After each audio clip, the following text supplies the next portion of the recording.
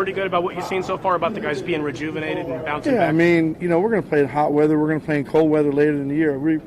It really doesn't matter what the elements are. We got to go play and finish the game out. So, that's the furthest thing from my mind, really. So we just got to, it's probably going to be hot. Miami can't be any hotter than it was in Denver, really, at the end of the day. So we just got to go out and play good football. Well, I was mostly referring to taking care of them during the week to make sure. Yeah, yesterday was more of a mental day. Today we'll put the pads on.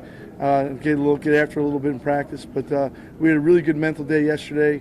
Got a lot of reps in, so that was a good thing. I think the guys are in good spot. Oh, you had some good defenses in Cincinnati. You didn't necessarily have high sack numbers, huge sack numbers. Is it possible to be a good defense and not have those numbers, or is it more difficult, and how much more difficult is it if you're not getting those kind of? I mean, obviously you'd like to have sacks, but if you really look at it, guys. And you look at the statistics year in and year out, the teams that are up there in sacks aren't necessarily playoff teams. A lot of times they're not. So you'd always like to get a number of sacks. We've had, 1 year we didn't have as many. The next year we came back and we had double the amount. So it's kind of, it kind of feeds off each other and the kind of personnel you have. But like I said, that's really not the most important thing. But obviously it's something that you want to get after the opposing quarterback. What jumps out when you watch the Dolphins on film?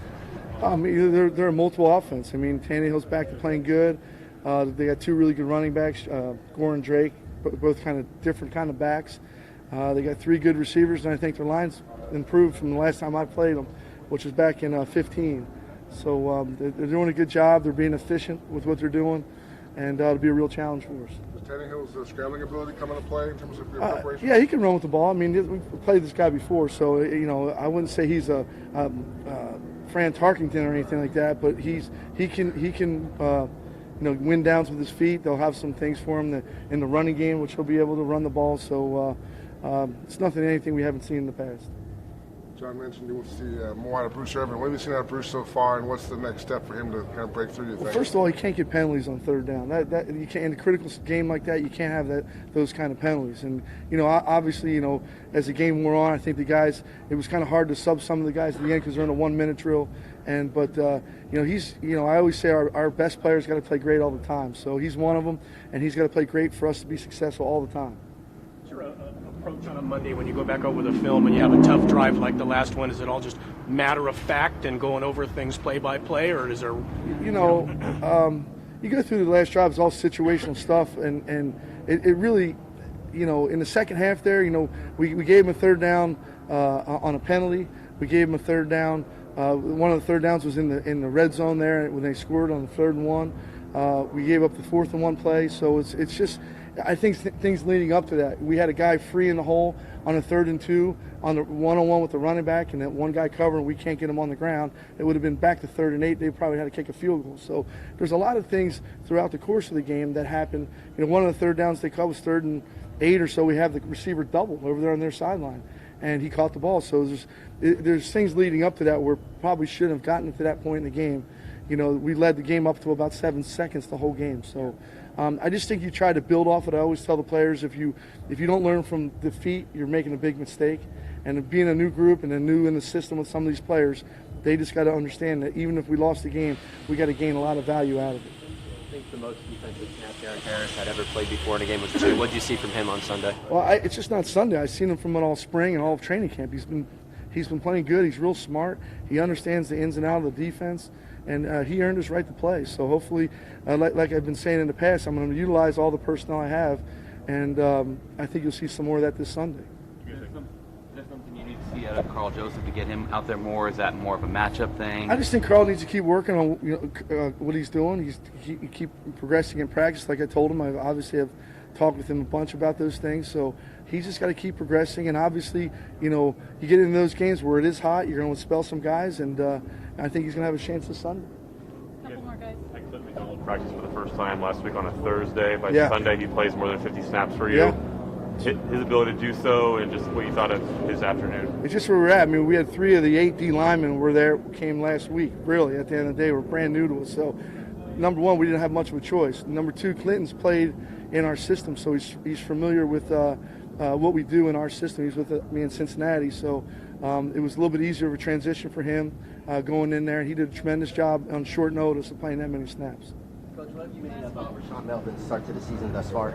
I think he's done good. I mean, we really tried to change his technique some, and in the beginning he was kind of unsure because he's played for several teams, so he's been coached different ways. And the only way I know how to do it is what I've taught in the past. And he's really taken to the coaching, and you can see each and every week he's improved. Obviously, he had the big interception on the third down in the red zone, which was critical in the game. But again, he just needs to keep progressing, just like all the other guys that are new in this system. It's the second game we've been together as coaching staff and players all alike. So no different than Rashawn, but all the other guys just keep progressing in the right direction. All right, thanks, guys. Appreciate it.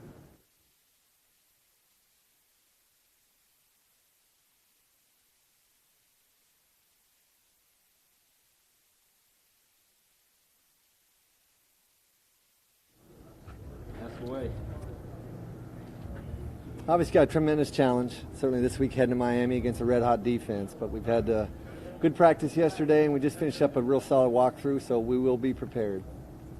There's one play for Martavis where he had a lot of cushion pre-snap, and it was a quick bubble screen. He was able to make something happen with his legs after the catch.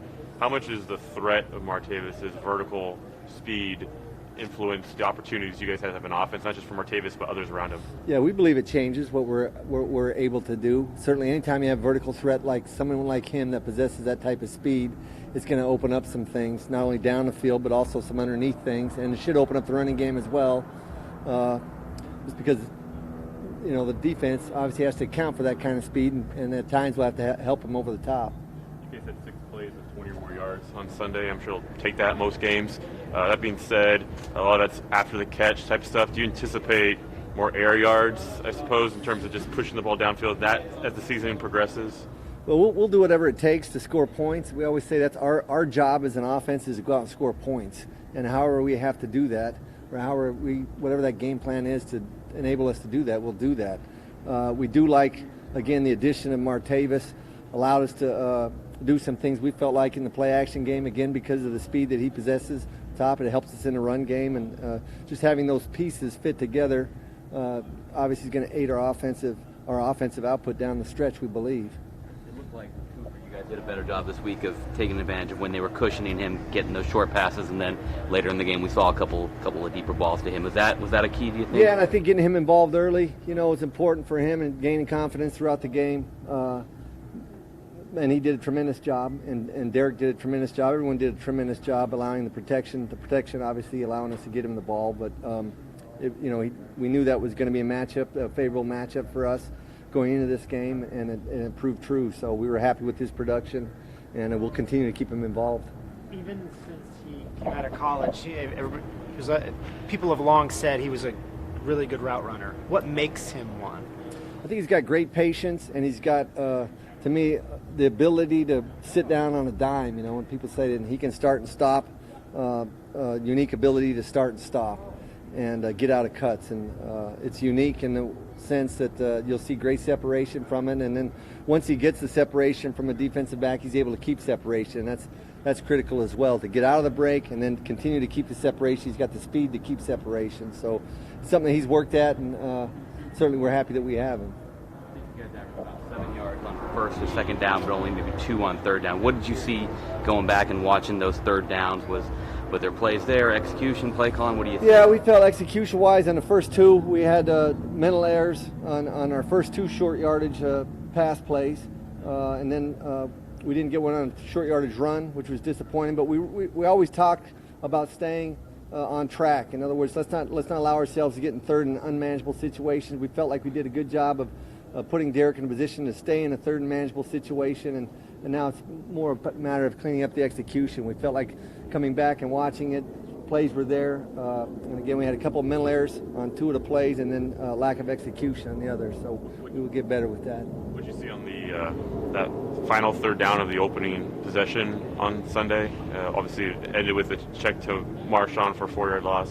What would you see on that play in terms of maybe why it wasn't I think there was a little bit of confusion based on a protection plan there, and because of that, I think Derek was a little quick getting through his progression on that particular play. So we've got to eliminate any confusion at the line of scrimmage in terms of assignments, and that'll allow the quarterback to sit in there and get through his progressions. What goes into an opening script of a game where we've seen it now for 2 straight games? You guys have started a game on your first possession with a score.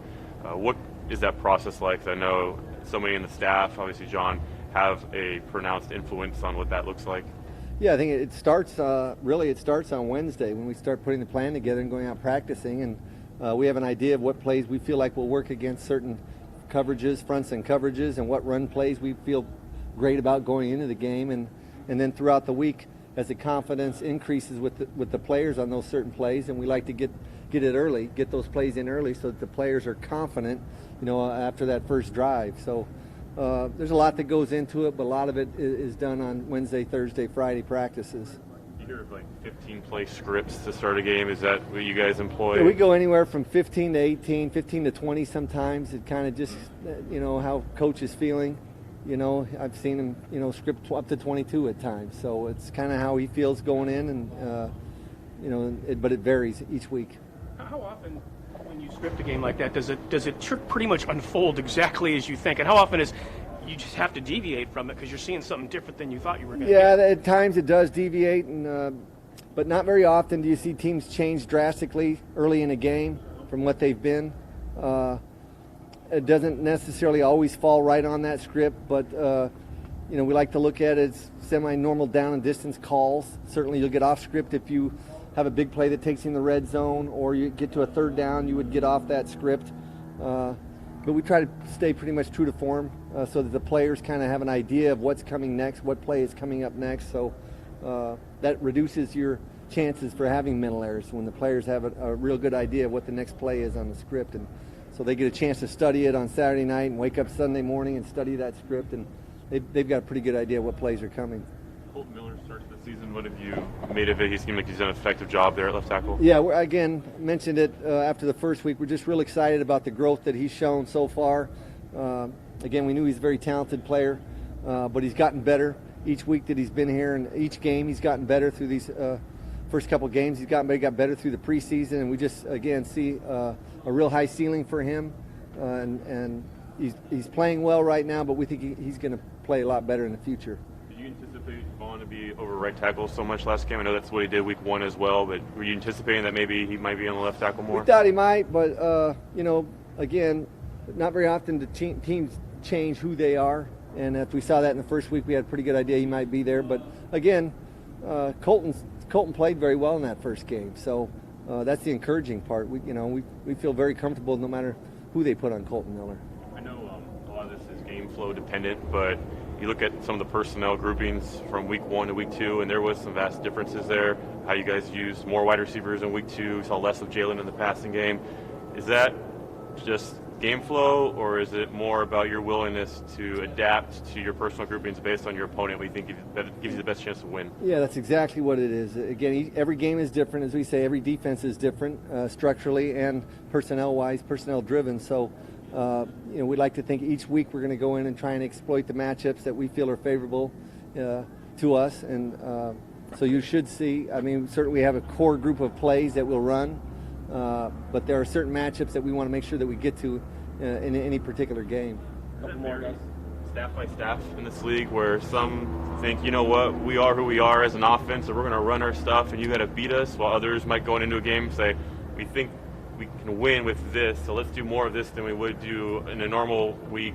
Yeah, I think that really everybody, you have your core system in place, and that's what's done during the OTAs and training camp. Everyone tries to get their core system in place, but I think creativity right now offensively is really, you look throughout the league, I think it's great for fans, it's great for offensive football right now, that some of the creativity that you're seeing throughout the league on offense. And I think if you're not constantly adapting and changing and trying to attack teams based on what you see, then I think you're missing the boat on that. And I think that's one thing, again, Coach, through his time off, has been able to do is go around and study a lot of different places and kind of pick up on some of that. And and I think we'll continue to be that, a team that will adapt based on our personnel and what we feel like we can go into a game with the best ability to try and score points against that opponent.